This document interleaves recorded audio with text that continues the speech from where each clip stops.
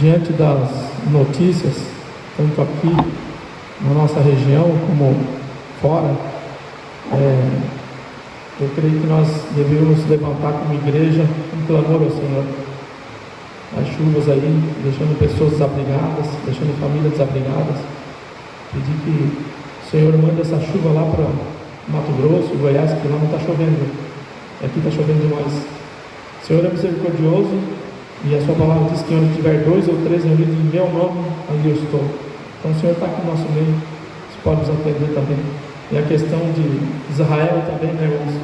Esse ataque lá, vocês não sabem o que vai acontecer agora. Sempre depois de um ataque desse existe uma retaliação, tanto dos terroristas, e agora Israel vai agir, e a gente não entende como que vai ser esse agir, como aquele povo vai receber. Então pode haver muitas mortes, e a palavra no Salmo 122 diz que nós temos que orar pela paz em Israel. Amém, irmãos? Vamos levantar uma atitude de fé e clamar ao Senhor por esses 2 motivos. Se tiver alguém enfermo entre nós também, se ele precisar de oração, é o momento. Amém, irmãos? Vamos orar então? Aleluia, Senhor, mais uma vez nos colocamos diante da Tua presença, como igreja, Senhor, Tua. Pedimos que estenda as Tuas mãos sobre o sul do país, essas chuvas, Senhor, muitas famílias abrigadas, Senhor, e a previsão é que essa chuva vai continuar, Senhor, mas para Ti, Senhor, nada é impossível, Senhor. Tu criou esta terra, Tu criou a natureza, Senhor, e Tu tem controle sobre esta chuva, Senhor. Manda, Senhor, um pouco lá para cima, onde tem seca, onde está pegando fogo, Senhor. Tu és Deus poderoso, Senhor, que pode fazer, Senhor. Também, Senhor, lembramos agora dessa nação Israel, Senhor, que sofreu esse ataque. Famílias foram destruídas, crianças foram mortas, Senhor, e sequestradas, Senhor. Que nosso clamor seja que haja paz em Israel, Senhor. E ajuda os nossos irmãos que estão lá sofrendo essa retaliação, Senhor, sofrendo essa guerra. Sabemos que o quanto é difícil, Senhor, um país quando declara guerra, Senhor, todos os comércios fecham, há uma crise interna, Senhor, e essa crise pode estender para outros países também, Senhor. Sabemos que vamos pagar um preço, Pai, mas nos ajuda, Senhor, nos ajuda a perseverar, Senhor. Entendemos que o Teu reino, ele é por força, Senhor, e nesta noite, Senhor, coloca no nosso coração que vamos passar por luta, Senhor, mas nos ajuda, Senhor, nos ajuda a permanecer de pé, Senhor, porque queremos alcançar a coroa, Senhor, queremos chegar no fim vitorioso, Senhor, que a Tua palavra diz que aquele que perseverar até o fim será salvo, Senhor. Queremos a salvação, ó Pai, e como igreja nos levantamos, Senhor. Atende o nosso clamor, Senhor, em nome de Jesus, Senhor. Muito obrigado, ó Pai, em nome de Jesus, obrigado, Senhor. Amém, Senhor.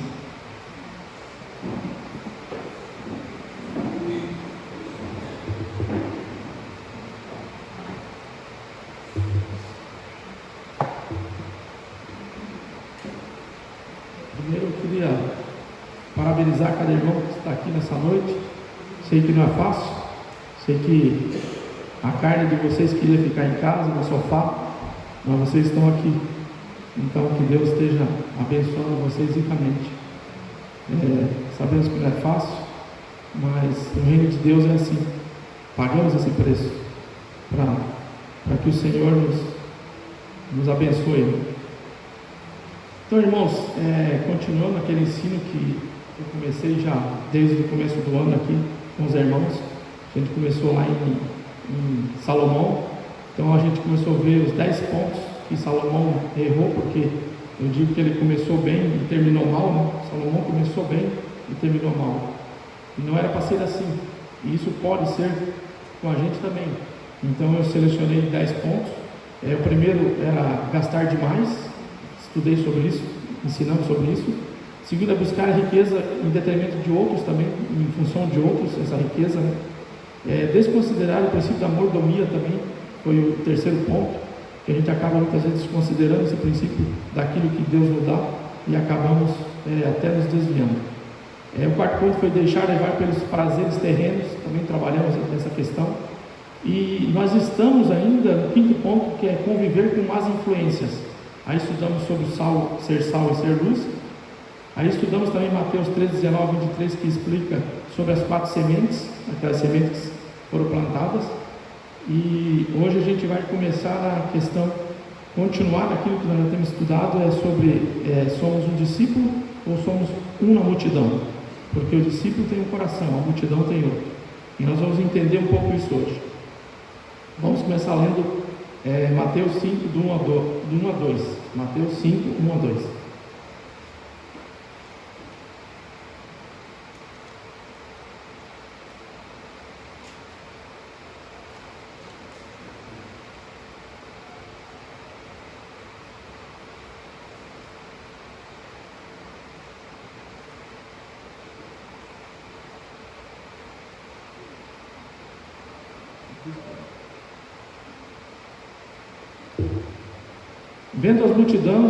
Vendo as multidões, Jesus subiu ao monte e se assentou. Seus discípulos aproximaram-se dele. Ele começou a ensiná-los, dizendo, aqui ele vai falar sobre as bem-aventuranças, né? Mas o que eu quero citar nesse texto é que existia uma multidão ali, antes desse ensino existia uma multidão, e Jesus sobe ao monte para ensinar. Então essa questão de subir ao monte também, eu já falei para vocês, é a questão de som, porque não existia um microfone, não existia uma caixa de som, então Jesus usava a natureza para poder as pessoas escutarem ele. Então subindo ao monte, as pessoas estavam embaixo e ouviam o que ele estava falando. Só que nós notamos que quem se aproximou deles? Ele subiu ao monte. Quem que se aproximou deles? Os discípulos. Então os discípulos estavam próximos dele, então eles estavam interessados realmente em ouvir de primeira mão aquilo que ele tinha que falar. Então a multidão estava abaixo e ao lado deles os discípulos. Então sempre nós vamos ter que estar próximo de Jesus para nos ouvir, senão nós não conseguimos ouvir e nem entender. Agora assim, a característica da multidão. A multidão, ela quer cura, ela quer atenção, ela quer riqueza, ela quer ouvir coisas boas, ela quer segurança e ela atrapalha o reino de Deus. Mais para frente a gente vai ver que a multidão atrapalhava Jesus. Quando aquela questão que eles chegam a Jesus e não deixam ele sair, não queria que ele ficasse próximo. E discípulo é pranto, fome, servir, tem que servir, né? A gente vai ver que ele vai servir também, vamos estudar sobre isso. Perseguição, sofrer perseguição, e morrer pelo reino. Vamos ler Atos 16, do 23 ao 26.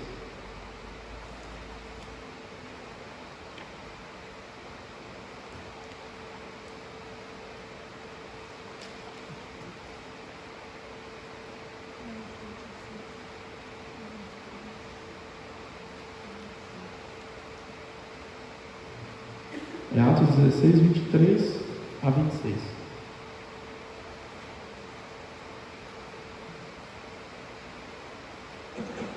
Um exemplo, de sofrer pelo reino.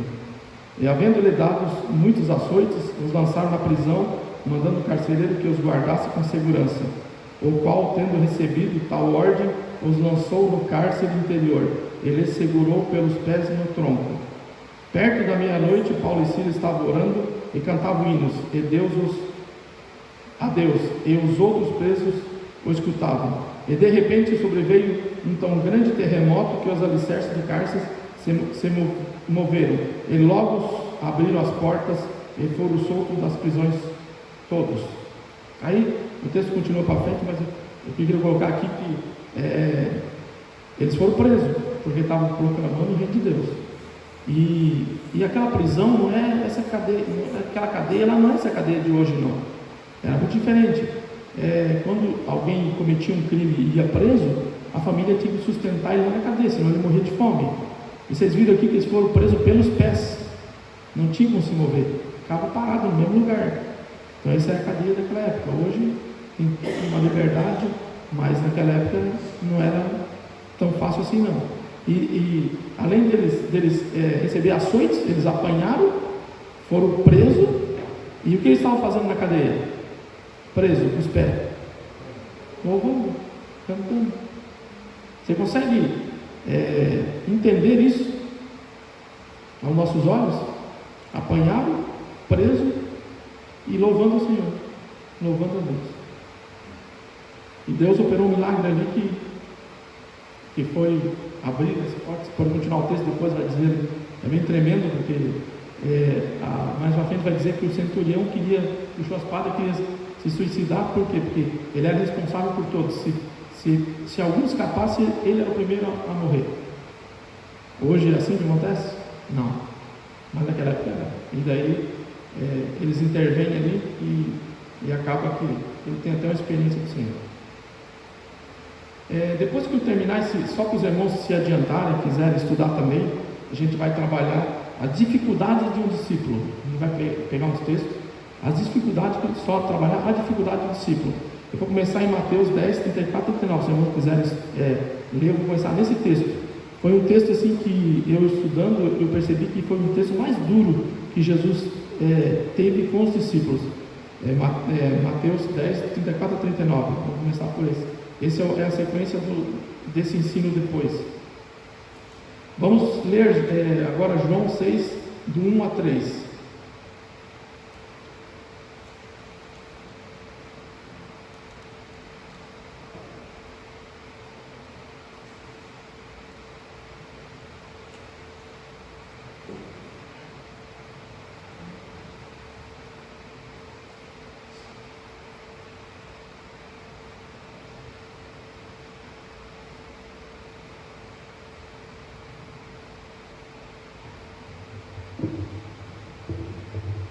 Outra experiência aqui dos discípulos, né?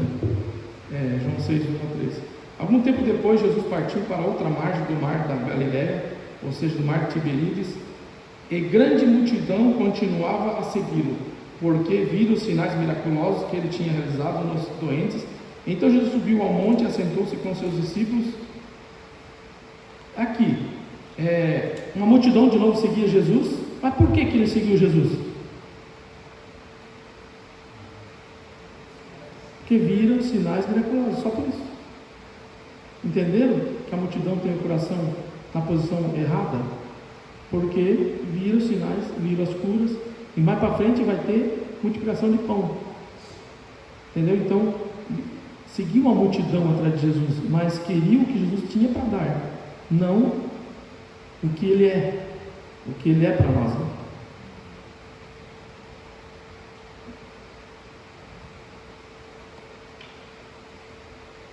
Aqui, porque também que é natural do ser humano ser influenciado por aquilo que os outros estão fazendo. É uma das coisas que é muito comum no nosso meio. Nós temos que influenciar as pessoas, e acaba que muitas vezes nós somos influenciados. Nessa multidão tem pessoas que não têm uma vida do Senhor, e acaba a gente às vezes nos influenciando por aquilo que é atrativo e está em evidência. Muitas vezes é atrativo, atrai e está em evidência também. Até porque na palavra nós vemos que onde Jesus ia, multidão seguia ele. Sempre multidão seguindo ele. Mas por quê? Porque queria algo. Então, porque Jesus era atrativo e estava em evidência. Era ele que era mas só que o coração estava na posição errada.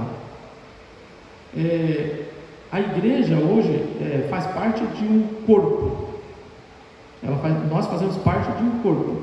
E todos nós temos uma função nesse corpo. E nós temos que entender isso. Até vou citar um exemplo que o Márcio colocou um dia na reunião de oração, que não é comum. Ele citou o exemplo de uma pessoa que, por exemplo, você vai na panificadora, mas só o braço da pessoa vai dizer: o braço do João está indo na panificadora, ou só a perna do João está indo na panificadora. Isso não é normal, tem que ir o corpo todo. Então, sempre que nós olhamos o corpo de Cristo Jesus, cabeça, nós o corpo, então nós temos que ter uma função. Já falei isso, que tudo no corpo tem a sua função, desde a unha, uma sobrancelha. Eu falei sobre a sobrancelha, ela tem a sua função. Se você não tem essa experiência, trabalha um dia e deixa o suor correr no olho para tu ver como arde. Sobrancelha não deixa o suor pingar no olho. Então Jesus criou perfeito. Tudo que temos no corpo é necessário, tudo. Eu sempre digo assim que eu quero chegar, eu quero vencer essa carreira. Nem que eu seja a unha do dedo mindinho, mas eu quero estar nesse corpo.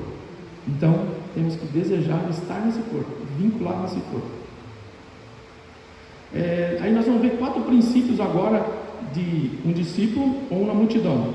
Primeiro que nós vimos, a multidão reivindica, o coração dela é de reivindicar algo sempre. O discípulo ele renuncia, o discípulo ele abre mão. A multidão reivindica, ela sempre quer algo, e o discípulo renuncia. Aí, após Jesus ser tentado no deserto, 40 dias ele terminou o jejum, foi tentado, já ensinei, passei para os irmãos também. Ele deu início ao seu ministério ali. Então, de pronto, ele já estava curando, libertando, já pronto ele saiu. Agora sim, queridos irmãos, foi fácil jejuar 40 dias? É fácil jejuar 40 dias? Não, eu digo a vocês que não é. Mas Jesus jejuou. E depois ainda, eu creio que depois de ter jejuado, ainda ele sofreu passou por uma dura luta que foi o Satanás, quando tentou ele, porque ele estava pronto, e Satanás chega para ele e diz: se tu és filho de Deus, transforma essas pedras em pão. Qual é o questionamento, irmãos? Se tu és filho, transforma. E ele não era filho? Era filho. Então, se ele não fosse filho, ele ia transformar? E o diabo estava questionando a paternidade de Jesus ali. Já vimos isso, né? Mas ele estava questionando a paternidade. Se tu és filho de Deus, transforma. E daí Jesus entra lá: não só de pão viverá o homem, mas de toda a palavra que sai da boca de Deus. E assim tem que ser nós também. Só a palavra de Deus. Vamos ler Mateus 4, do 1 ao 4.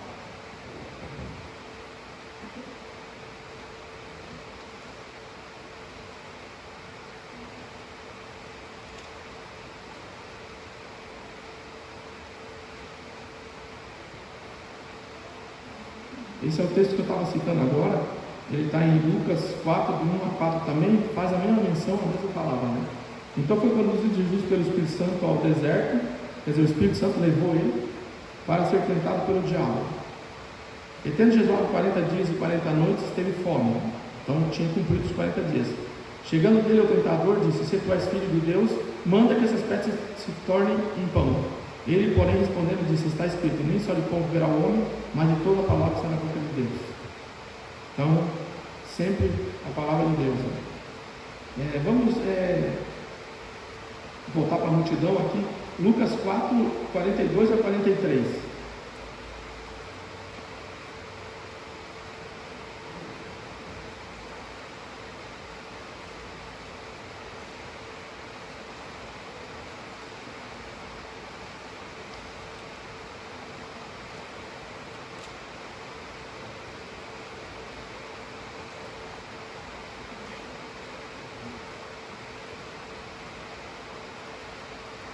Sendo já dia, saiu e foi para um lugar deserto, e a multidão o procurava, e chegou junto dele. Eu detinha, para que não se ausentasse deles. Ele, porém, lhe disse: também é necessário que eu anuncie às outras cidades o evangelho do reino de Deus, porque para isso fui enviado. Então, o que essa multidão estava querendo Jesus? Segurar ele. Que ele curava, que ele ensinava, queria deter ele ali. Então, ali fala que, ao romper do dia, ele foi para um lugar solitário, um lugar sozinho, né? Deserto, um lugar, e as multidões procuravam ele. Estava procurando, a procura dele, e achavam ele. E daí, chegando nele, tentaram segurar ele. E Jesus fala assim: não, eu tenho que continuar o meu ministério, eu tenho que seguir, tenho que ir para frente. No 43, né? Então ele respondeu que precisava seguir adiante em outras cidades. Ele tinha que ir para outras cidades, no verso 43. A multidão só procura Jesus quando está precisando de algo. Então ali entende que só estava porque estava precisando de algo, né? Por isso que procuravam ele. Agora vamos ver outra experiência, que daí já é um encontro com os discípulos, né? Pedro e André, né? A famosa pesca maravilhosa, né? Está em Lucas 5, do 1 a 11, essa experiência de Jesus e eles, né? Do 1 a 11 agora.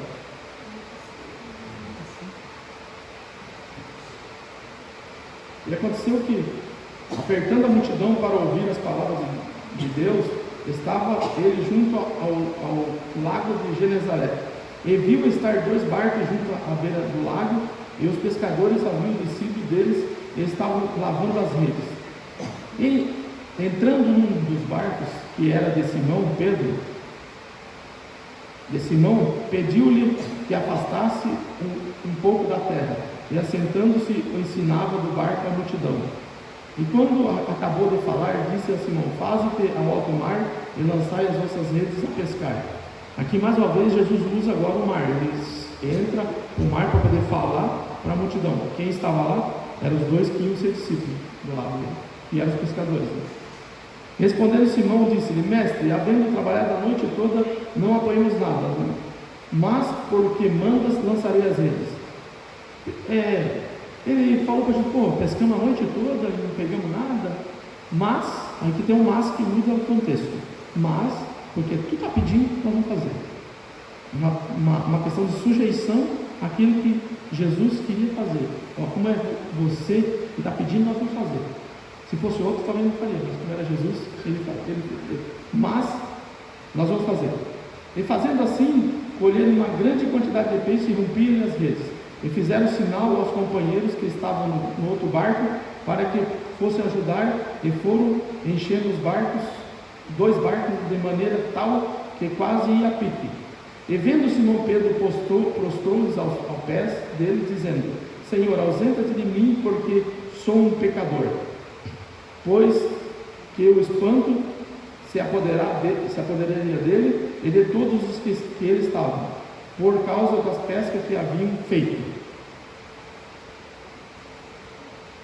E de igual modo também Tiago e João, filho de Zebedeu, que eram companheiros de Simão, e disse Jesus a Simão: não temas, de agora em diante serás pescador de homens. E levando os barcos para a terra, deixaram tudo. Termina aqui. Então, aqui a gente vê, no verso 8, Pedro reconhece o seu estado de pecador. Pedro chega para Jesus e reconhece o seu estado de pecador. Pedro reconhece a sua insignificância comparado a Jesus, né? Porque Jesus é o Salvador. E eu digo ali que após esse milagre, né, interessante que eles deixam tudo. E eu estava pensando, um pescador como eles viviam da pesca, né? O que eles sempre precisam? De peixe, né? Sempre precisa de muitos peixes, né? Para sobreviver. E Jesus não podia ter deixado como estava essa situação. Não, vocês não pescaram nada mesmo aí, abandona isso aí, porque isso não vai dar nada mesmo, vem e segue. Podia ter feito isso, né? Não seria interessante? Ó, ver que vocês são um pescador fraco mesmo aí, ó, vão ser pescador de homem que vai dar mais resultado. Podia ter feito. Mas não, ele vai lá, permite que eles peguem um monte de peixe. Muitos peixes. 2 barcos para poder suportar aquela quantia de peixe. E mesmo assim, eles largam tudo. Você já imaginou pescar? Que era o sonho do pescador pegar muito peixe, de todo pescador pegar muito peixe. Pega todos os peixes e depois chega, puxa os barcos para a beira da praia e deixa tudo, fala, deixaram tudo por Jesus. Interessante, né? Porque Jesus tem domínio sobre tudo. Eles entenderam no coração dele que não ia faltar nada para eles. Estando com Jesus, eles teriam tudo que iam querer, que precisavam. Então, meus irmãos, esteja próximo de Jesus. Ele vai satisfazer o desejo do teu coração. Ele vai te ajudar. Faça ele conhecedor dos teus problemas. Muitas vezes, ontem eu estava conversando com um irmão, eu disse para ele que nós seres humanos, nós temos uma capacidade de arrumar problema onde não existe problema. Nós temos essa capacidade de arrumar problema onde não existe problema. Até contando a experiência para um irmão lá, quando vamos comprar algo que agrada o nosso coração, que é do nosso desejo de adquirir aquilo, e muitas vezes Deus não quer nos dar aquilo, e nós vamos tentando, vai cartão de crédito, vai para o banco, vai para o financiamento, vai pagar juros, e depois tu arruma um problema enorme lá na frente, uma desvalorização. Então tu não tinha esse problema, arrumou problema. Aí trouxe instabilidade para a família, trouxe problema para o relacionamento, arruma problema onde não precisa. Enquanto que Jesus, ele tem a solução. Eu sempre vou citar um exemplo aqui, irmãos, que a gente tem que estar ouvindo o Senhor, estar atento ao que o Senhor está fazendo, está falando. Eu resolvi um dia comprar um carro para a esposa e eu acho muito bom aquele Fit, né? Um carro bom, um carro pequeno para ela. E no lado do meu escritório tinha um Fit do meu agrado, fui lá, gostei do carro, mas a correria, para cá e para lá, e acabou que 2 dias depois o cara vendeu o carro. Aí quando eu liguei, agora já negociei. Beleza, fiquei tranquilo, então. Se o Senhor não permitiu dessa forma, vai ser de outra.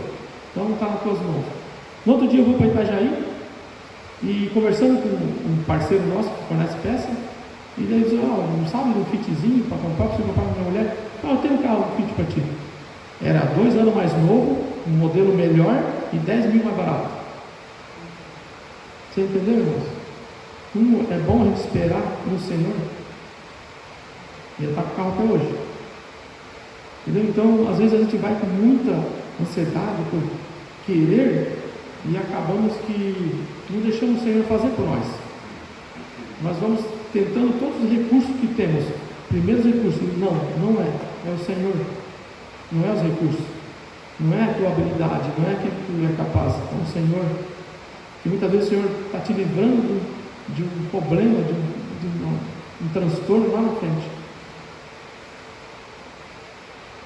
Eu sempre, quando pessoas vêm me procurar para pedir conselho, eu falo, irmão, esteja sensível ao que o Senhor está falando.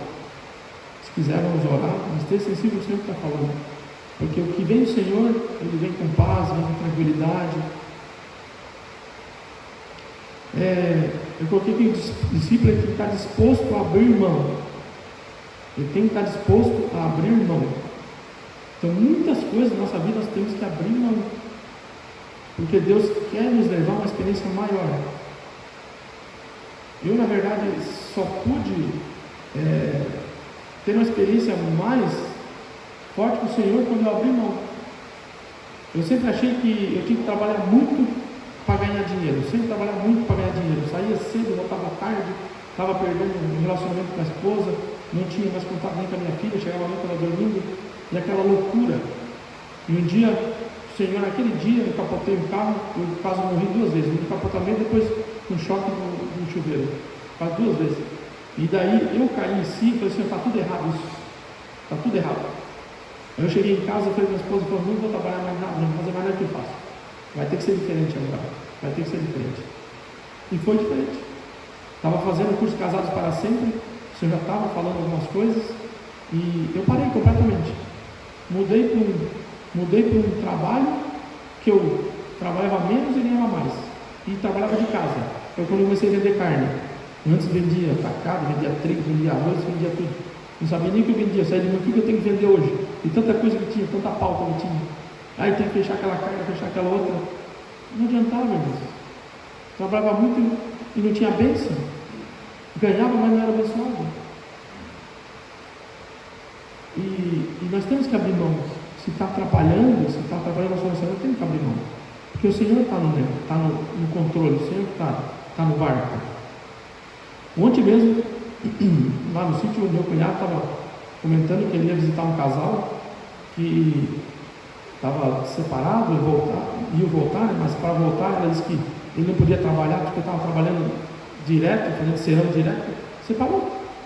E daí fomos lá, não, abriu mão na hora, não quero mais, perdi meu relacionamento, perdi meu casamento, não quero mais, abriu mão, Deus botou num serviço muito melhor, ganhando mais e trabalhando menos. Mas precisou perder o relacionamento primeiro? Não precisava. Não precisava. Então, irmãos, nós temos que estar atentos, abrir mão mesmo. Até porque a gente não sabe o dia de amanhã. A gente não conhece. É o Senhor. O dia de amanhã pertence ao Senhor, não a nós. E ali naquela experiência, eles encontraram o Deus que faz coisas. Os 2 discípulos ali encontraram o Deus que faz as coisas. não apenas as coisas que Deus faz, mas o Deus que faz as coisas para nós, não aquilo que nós queremos, mas o que Ele faz para nós. Então terminamos esse ponto. Agora nós vamos ver que a multidão é vulnerável e o discípulo é convicto. A multidão é vulnerável, vai ver que ela oscila, vai para um lado para o outro, mas o discípulo ele é convicto, ele tem certeza. Então agora nós vemos que a questão da multiplicação dos pães, né? No João, agora vou ler João 6:26, né? O milagre da multiplicação dos pães, né?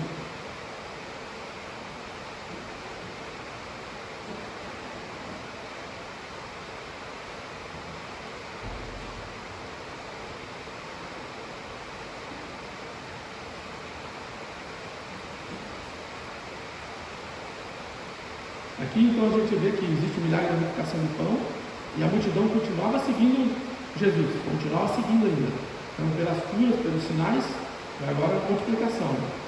E Jesus respondeu e disse: na verdade, vos digo que me buscais, não pelos sinais que viste, mas porque comeste o pão e vos saciaste. Está ali. Então, nós entendemos aqui que antes era pelos sinais, e agora porque matava a fome. Jesus matou a fome deles, né? Então, primeiro porque presenciou os milagres, né? E agora porque havia sido alimentada, né? Mas Jesus, percebendo isso, começa um discurso um pouco diferente. Em João 6:41 a 43 agora, vamos ver um discurso um pouquinho mais fora daquela realidade ali.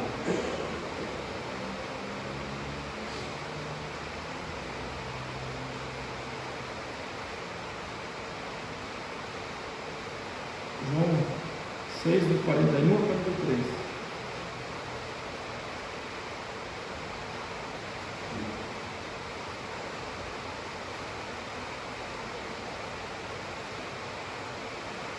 Murmuravam, pois, deles os judeus, porque dissera: eu sou o pão que desce do céu. E diziam: não é este Jesus, o filho de José, cujo pai e a mãe nós conhecemos? Como, pois, diz ele: desci do céu? E respondeu, pois, Jesus e disse-lhe: não murmureis entre vós. Estavam resmungando. Até porque não conheciam Jesus, né? Porque ele fala assim: cujo pai e a mãe conhecemos. Cujo pai e a mãe conhecemos. Conhecia o pai natural, né? Mas ele era filho do Espírito Santo, né? Era filho de Jesus, né? Então, agora por causa dos milagres, né? Porque havia alimentado a multidão, Jesus percebendo isso, né? Já começa a dizer: eu sou o pão que desce do céu. E era mesmo. Só que eles estavam olhando pelos olhos naturais e não estavam entendendo. Como que Jesus, sendo carne, é pão agora? E nós temos que comer ele. É isso que eles estavam entendendo. É isso que eles estavam conseguindo ver. E daí ele continua que era necessário comer da carne e beber do seu sangue para ter a vida eterna. No 60, continuando no texto ali no 60, né? Porém alguns da multidão se escandalizavam com tais palavras, dizendo que eram duras, não estavam entendendo. No 66, e por isso muitos deixaram de segui-lo. Ali começou um ponto final.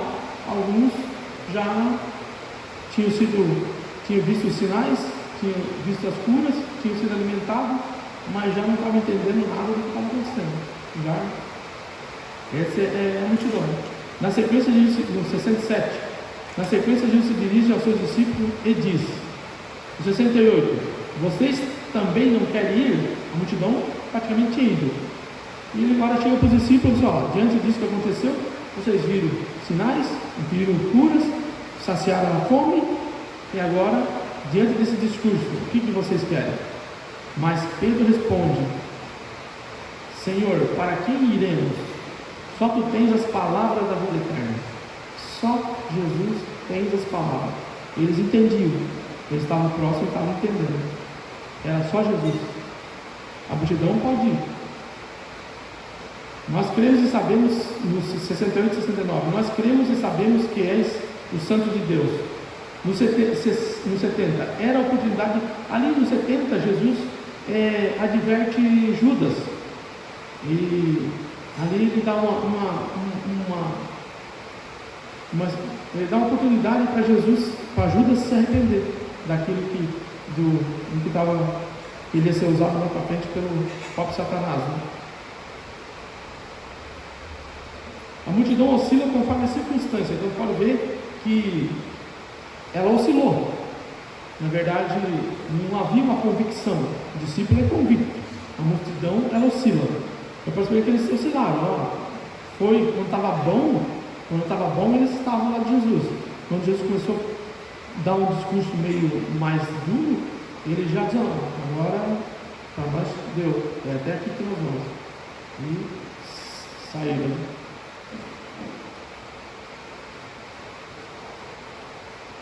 E nós também, irmãos, muitas vezes nós vamos ser repreendidos também no reino. Nossa caminhada, nós vamos ser repreendidos por uma questão de pecado, por uma questão de estar caminhando errado, por uma questão de estar dando mau testemunho.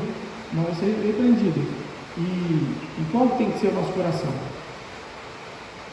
Então, por isso que a gente vê hoje muitos irmãos indo de um lado para o outro, nunca se firma, nunca é convicto naquilo que quer, porque dá uma apertadinha lá, vai para lá, dá uma apertadinha lá, vai para lá. Não tem uma experiência do Senhor, não quer libertação, não quer ser corrigido. A maturidade é revelada pela estabilidade. Então, a maturidade nossa, ela só é revelada quando somos estáveis, quando nós permanecemos. Aí somos maduros. Você tem que permanecer. Aí você vai ser maduro. Se você for instável, você não chega na maturidade. Então tem que haver a estabilidade, né? A questão, às vezes, os irmãos nunca chegam à maturidade. Eu creio assim que muitos entre nós se convertem em 2, 3 anos, é bebê ainda. Não consegue crescer, não consegue subir, não consegue discernir as coisas do reino. E eu acredito assim que quando o Espírito Santo entra em nós, ele transforma, ele muda a nossa maneira de ver, ele muda a nossa maneira de enxergar as coisas.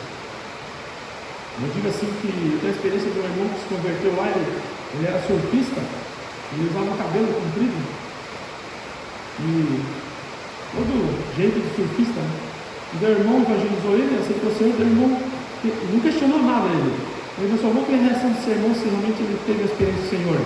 Na próxima reunião ele já estava de roupa, camisinha, cabelo curtinho, caiu no coração. Não precisou ninguém falar para ele que ele precisava fazer aquilo. Não precisou. Ele convicto que não fez.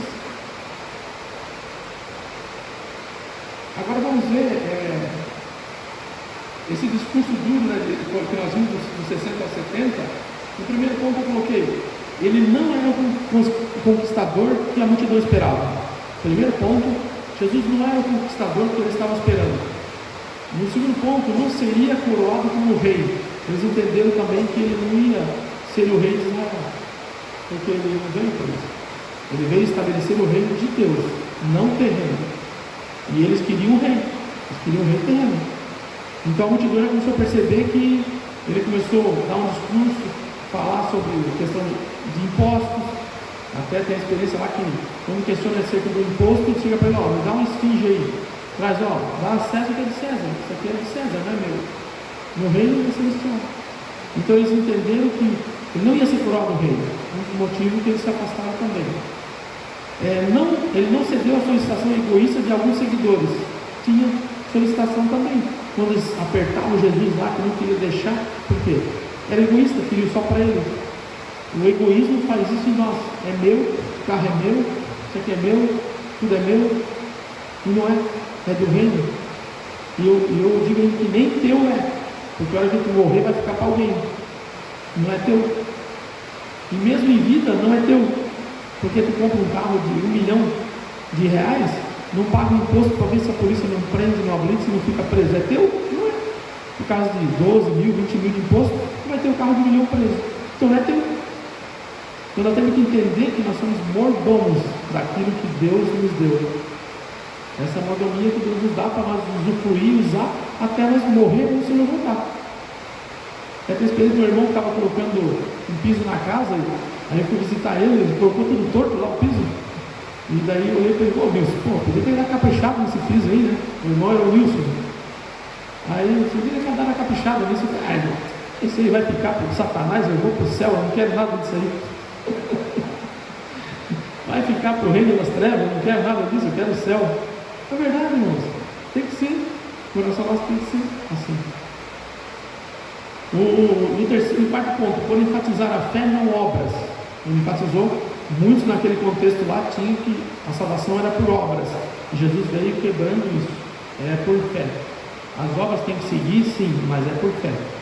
Por fé em Jesus. Seus ensinamentos eram difíceis de entender. Acabamos de ver a questão que ele fala, eu sou o pão da vida que desce do céu. Por ímpio é difícil entender isso, irmãos. Ele está imaginando um pão. Está imaginando aquele pão da padaria. Como é que Jesus é esse pão? Não estou vendo pão, estou vendo corpo, estou vendo carne. Como é que é pão? Como é que nós temos que comer esse pão? Espiritualmente, nós entendemos. Eles não entendiam. Não queriam entender, né?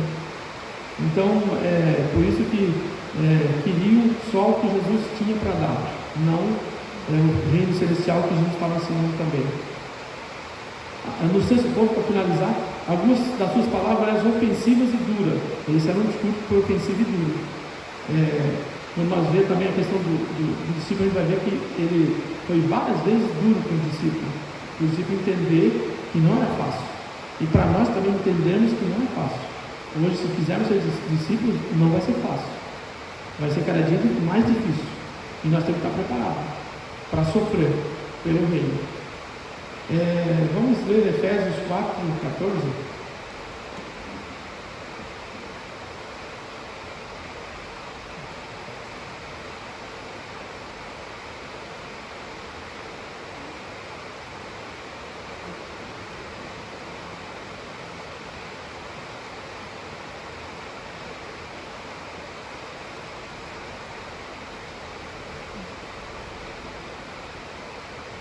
Efésios 4:14 diz: o propósito é que não sejamos mais como crianças levadas de um lado para outro pelas ondas, nem jogados para cá e para lá por todo o vento de doutrina, e pela astúcia e esperteza dos homens que induzem ao erro.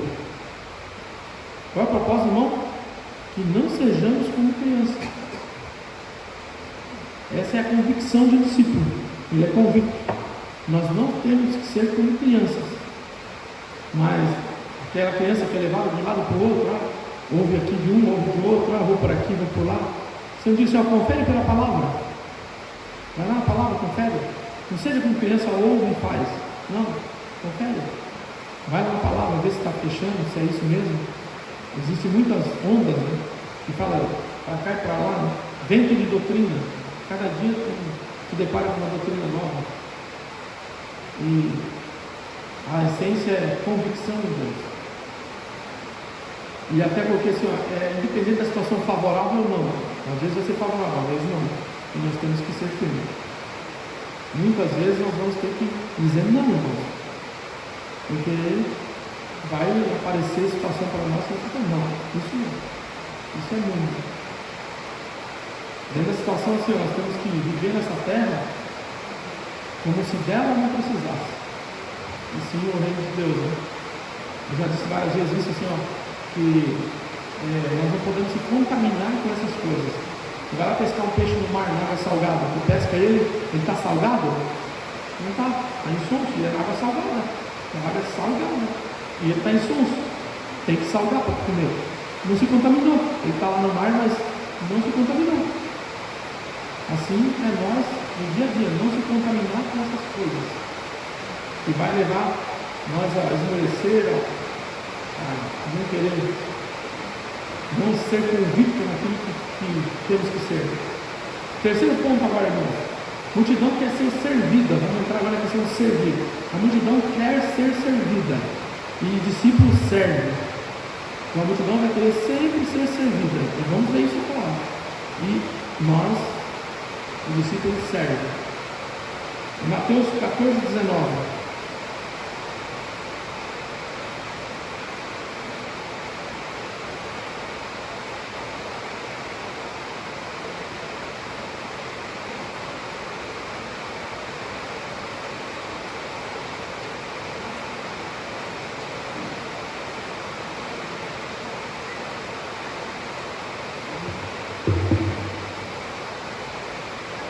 Mateus 14:19.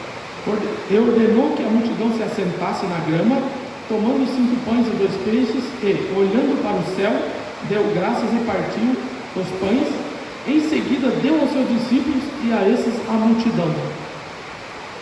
Lendo esse texto aqui, eu estava pensando, Jesus poderia fazer de várias formas essa distribuição. Ele multiplicou, mas olha a sequência. Primeiro ele manda a multidão sentar, senta todos no chão. Depois, em seguida, ele dá aos discípulos, os 12 discípulos, e esses a multidão. Certo?